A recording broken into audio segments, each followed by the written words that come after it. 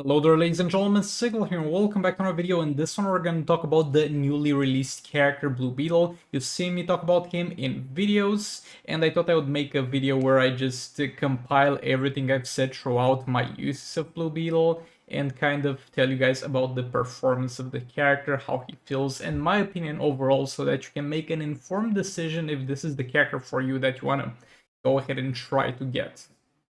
First of all, we're going to talk about how the character feels to play. Overall, a bit of a spoiler, he feels fine to play, though there are a few issues. The basic hits, the combo hits, and again, how he feels to play. I don't care about the performance in this section. Like in this section, Enchantress, for example, who's a terrible character, gets a high score because she feels nice to play. And Blue Beetle feels good enough to play. The basic combo strings are fine and they're copied from the Gold Blue Beetle. That's fine. There was nothing wrong with them. I would rather have them take already existing combos, especially if it's the same character, not like repurpose them how they did for Bet and Laughs, though. I am glad that Bet and Laughs has Joker combos because those are great. But yeah, he took the combos from the Gold Blue Beetle. Those are solid combos. They feel good. With the only mention being that you can't go step with him. So ghost tapping, if you're unaware, is when you do a full string of combo, which means three taps, swipe right, 3 taps, swipe right, or swipe right, 3 taps, swipe right. Basically get to the point where the game does not let you build any more combo and you need to block, but you finish in a swipe. By tapping the screen once at that point, you can guarantee a tag-in for the next character and the enemy is just a bit frozen in place. And you can't do that with Blue Beetle, and that's something that usually happens for newly released characters. So we kind of missed the other bugs, which were the tag-in, getting hit on tag-in bug, or anything like that, because he's already using an in-game existing combat system. Overall, that feels fine to play. I would love to see the ghost step issue being fixed. Now, when it comes to his abilities, I'm gonna talk about how good they feel to play first. And I'm gonna talk about the design of the abilities. They don't feel good. None of the abilities of Blue Beetle honestly feel good to use. I'm using them because I have to. I'm not using them because they're necessarily enjoyable to use, because I don't like any of the animations. The problem is, the people that are designing the characters, I'm not really sure how much they play the game or understand how the game should be actually played. With characters like Blue Beetle, especially because he's down to combo and trap the enemy, you want the enemy to be in the corner. You're gonna push them all the way to the right corner. Now, when that happens after using a special ability, you want to be close to the target you use that ability on. Because if they're in the corner and you're close to them, they're not gonna do the jump attack. A little bit of a problem with this is that all the Blue Beetle's abilities, due to the animations that they have, kind of push Blue Beetle away from the enemy a bit, to the point where the enemy is going to feel comfortable doing a jump attack, and if the enemy does a jump attack, they are going to most likely do a special afterwards, and it kind of ruins your combo. And this gets a bit patched up by the special 2 giving you unhittable, though you're not always going to be in a situation where you can keep that always active, especially in soul raids, because you need to do other specials. That's a quite costly specials. The duration on that is not great, and this kind of a patch round to something that's a bit of a design flaw in my opinion. Again, if you don't have the super optimized gameplay and you're just average at the game and you don't care even about pushing the enemy to the corner, you don't know what combo interruption is and they're not gonna do it anyway, it's not something that's gonna be impactful for you. So do keep that in mind, but it is personally impactful for me. It's something that pisses me off a bit. As far as the design of the abilities, I've already established that I don't like the animation of them, but I do like kind of the ideas of them, because each of these specials is no longer kind of filler, as it was with a lot of characters. Each one of them has a purpose and a reason to use. For example, you're always going to use the special one in soul raids to change your class, to be against the enemy, to have an advantage against them. You might use the special 2 in soul raids, and you're for sure gonna use it in arena because it's very good to be untargetable. And the third special is also pretty good because it ties in with some of the other mechanics that the passive has. So in theory, in terms of what they do, I like them very much, but the animation is a bit of a letdown for me. And the passives are kind of interesting in the way they work, but we're gonna talk a bit more about that in the gameplay section. But yeah, overall, in terms of how the character feels to play, I don't know, average towards good. Like, some parts of his gameplay I like and feel very good. I really like the design part where he gets different augments as he gets his transformations, because he can transform 3 times, upgrading himself. But I would love if there was also an indicator, like a buff indicator for that. It's kind of hard to tell from the second to the third upgrade, because for the first upgrade, he gets a big tentacle hand. For the second one, he gets the other hand buffed up. And for the third, he gets a weird glowing effect around him that's kind of a bit hard to notice, and it's kind of distracting me from actually focusing on the fight. So if we could get a counter for that, for the evolution that he has, that would be great. Because it's not like a mechanic that you don't interact with, because you're going to make use of that mechanic to determine when to do super move. Because when you do super move, it's going to give you fast attack damage depending on the amount of evolutions you have. So you want to do that when you're at full evolutions, and I would love to be able to tell easier when I'm at full evolutions. But yeah, that's as far as the character design goes and how he feels to play. I do like him, but he's never going to be my favorite character to play because of the flaws that I talked about, but he's fine. Overall, he's decent in terms of how good he feels to play. Now let's talk about the performance of the character. First of all, he's going to be strong in arena because of the special 2. The special 2 makes him unhittable, which means you're going to take absolutely no damage. Though there's a bit of a difference between him and Collector, because a lot of people would compare that to Collector's special 2. The Collector's special 2, as far as I'm aware, doesn't need to hit the enemy.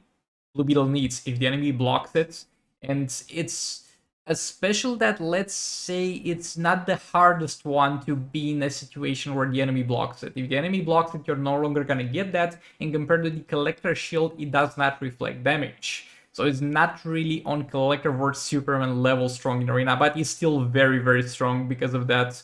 You just put Dark Metal cards on him, so he shreds through crit resistance, and then tag him in when you get power for the special 2, and you should be fine overall.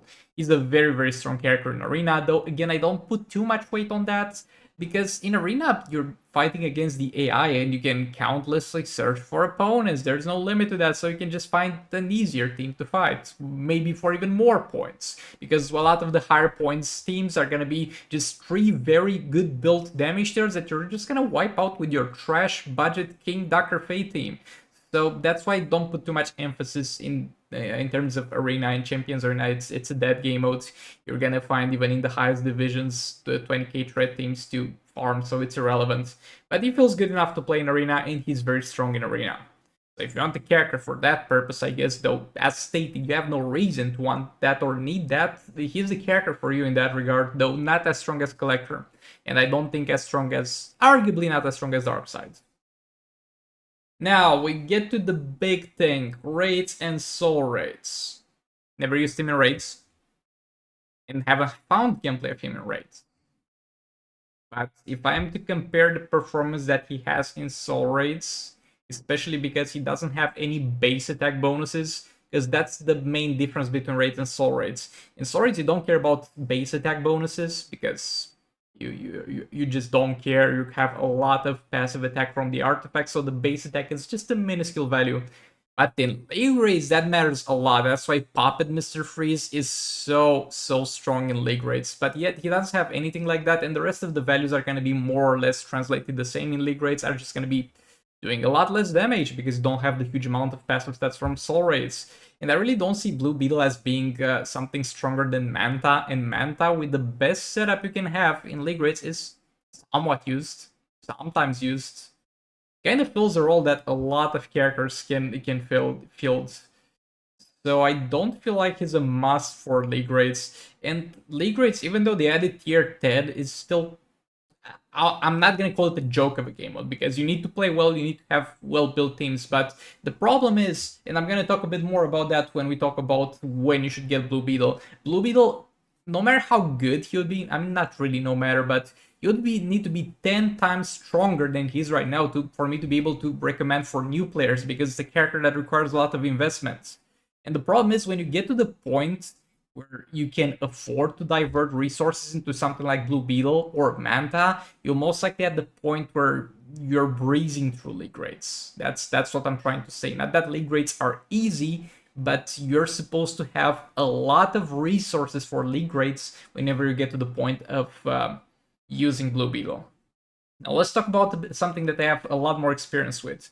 which is soul rates. I've used Blue Beetle in soul rates a lot. And we're gonna divide this into two subsections, for the free-to-play side of things and for the pay-to-win side of things. Free-to-play means only allowed to use artifacts that drop from soul rate rewards as a guarantee. When you finish tier 5, like for example Twin Blade and Dark Metal cards, and those are the only two that we're going to talk about here. Also saw some Crown gameplay from somebody else, I don't know for sure, it was either Harambe Gaming or Night Fury, but that didn't go well. That performed badly, so I'm not even counting that. But he did have some performance with Twin Blade and Dark Metal cards, and we're going to talk about that. First of all, Dark Metal cards actually did perform pretty damn well on Blue Beetle. It surprised me with how well it did.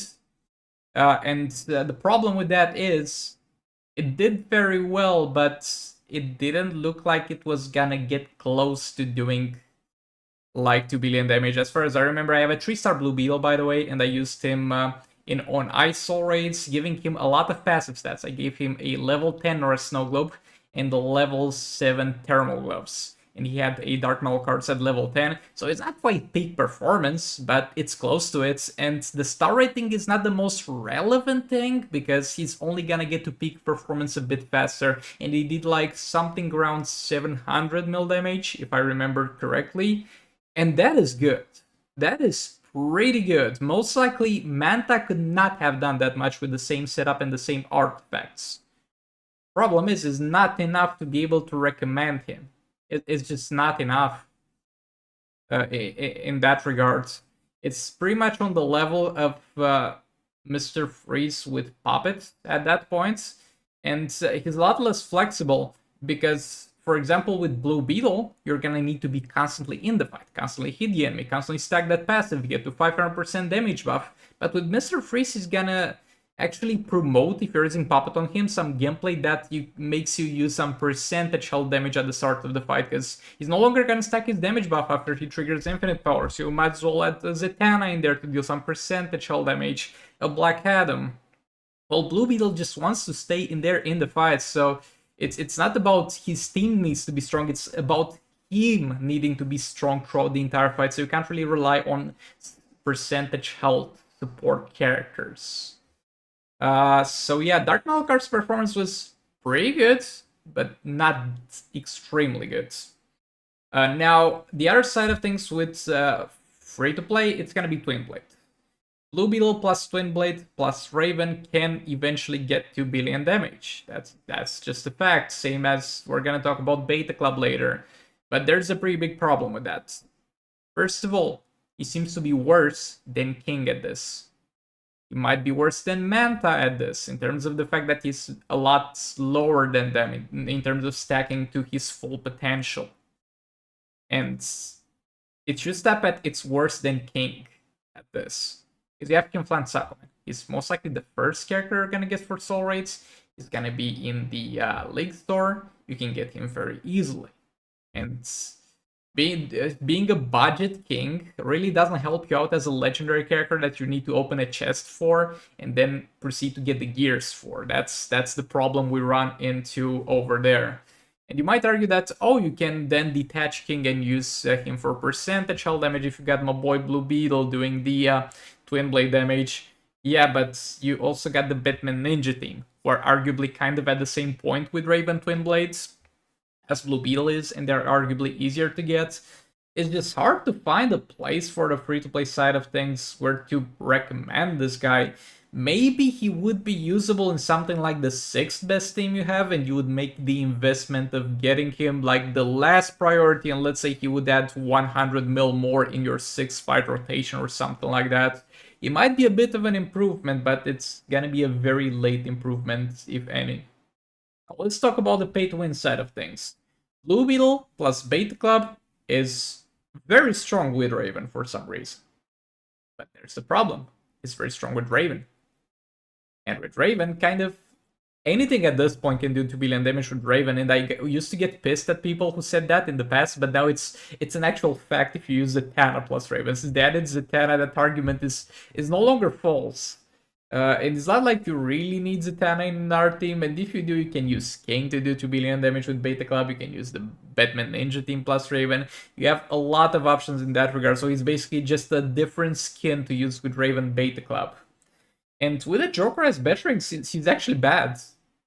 Unexpectedly, he's actually bad, because you would think that because of having so many fast attack hits, he would actually be a stronger Joker as Batterings because it gives him more fast attack hits, but it's one of those situations where he has enough fast attack hits, he needs damage. It's unironically, in my opinion, better with Dark Metal cards than he is with Joker as Batterings.